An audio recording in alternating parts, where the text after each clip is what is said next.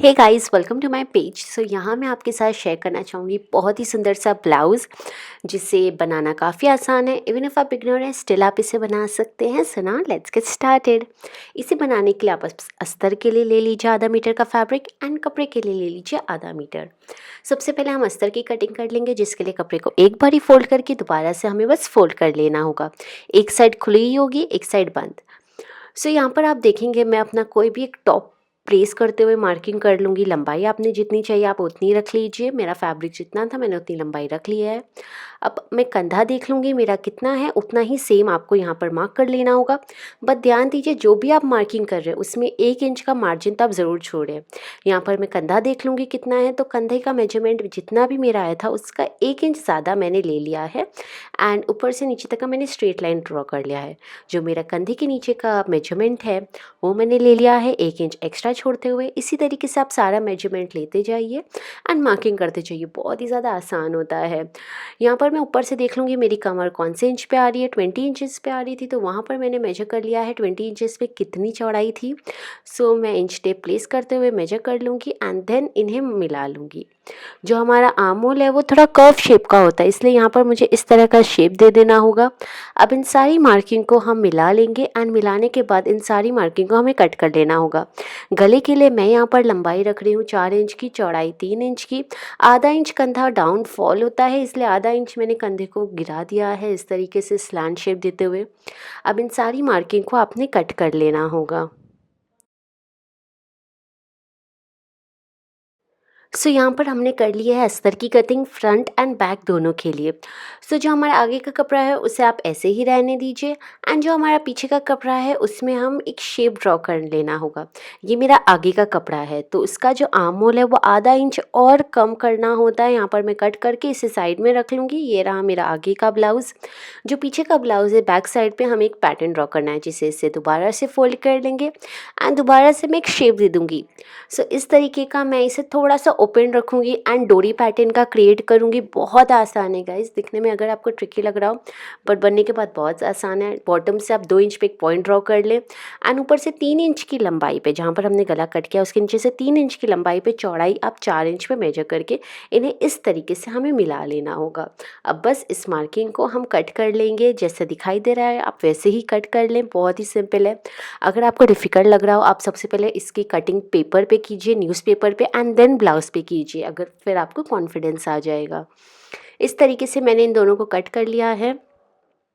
अब हमें टक्स देना होगा। टक्स देने के लिए जितना भी आपकी चौड़ाई है उसके आधे पे पॉइंट ड्रॉ कर लें।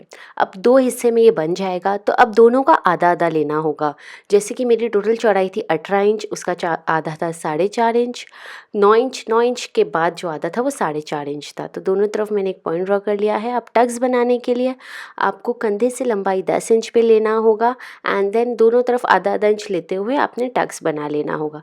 दूसरा टक्स भी मैं फोल्ड करते हुए कपड़े को इस तरीके से पैड कर लूँगी तो बन जाएगा। सिलाई करने के लिए आपको कपड़े को फोल्ड करते हुए इस तरीके से सिलाई दे देना होगा उल्टे भाग पे।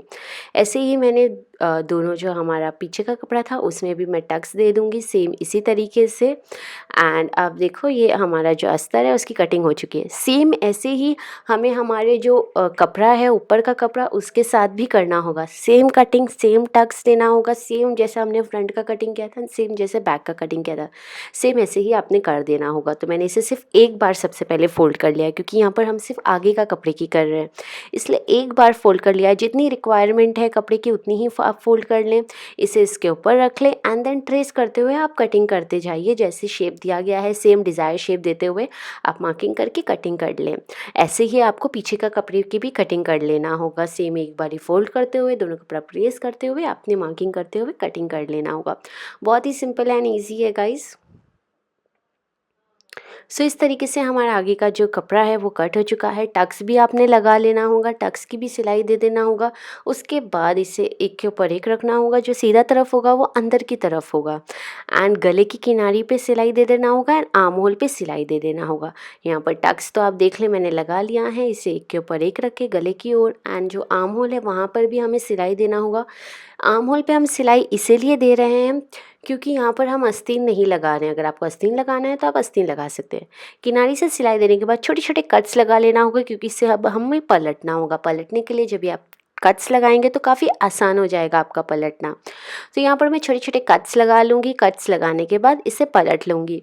तो ऐसे ही सेम जैसे हमने आगे के कपड़े के लिए किया था, पीछे के कपड़े के लिए भी हमें सेम इसी तरीके से कर लेना होगा। सो अब हम डोरी बना लेंगे। बचे हुए कपड़े से 2 बार फ़ोल्ड करते हुए पतली सी एक डोरी आपको तैयार कर लेना होगा।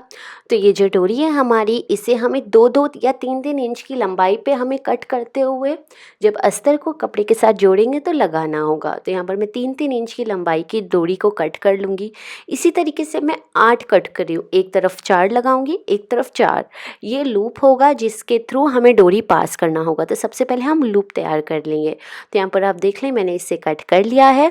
अब बस सिंपली आपने इसे इसके ऊपर इस तरीके से मोड़ कर फोल्ड कर कर यहाँ पर लगा लेना होगा। सेम ऐसे ही आपको 4 एक तरफ प्लेस करना होगा और 4 दूसरी तरफ। जिस तरफ आपने एक साइड पे प्लेस किया है उसी तरफ आपको दूसरे साइड पे भी प्लेस कर लेना होगा। एंड जब आप इन्हें रख लेंगे, फिर इसके ऊपर जो आपका कपड़ा है वो रख कर आपको आगे की ओर जो हमारा गले की साइड है वहाँ पर सिलाई कर लेना होगा, आर्म होल की साइड। तो यहाँ पर आप देखें, मैं कपड़ा इस तरफ से आगे की गले की ओर और आर्म होल की ओर सिलाई कर लूँगी दोनों तरफ का। सो यहाँ पर आप देखें मैंने सिलाई कर लिया है। इसे पलटने के बाद जो हमारा लूप था वो बाहर पॉप आउट हो जाएगा, जो सिलाई है वो अंदर की ओर हो जाएगी। एंड कितने सिंपली ये बाहर की ओर पॉप हो गया है।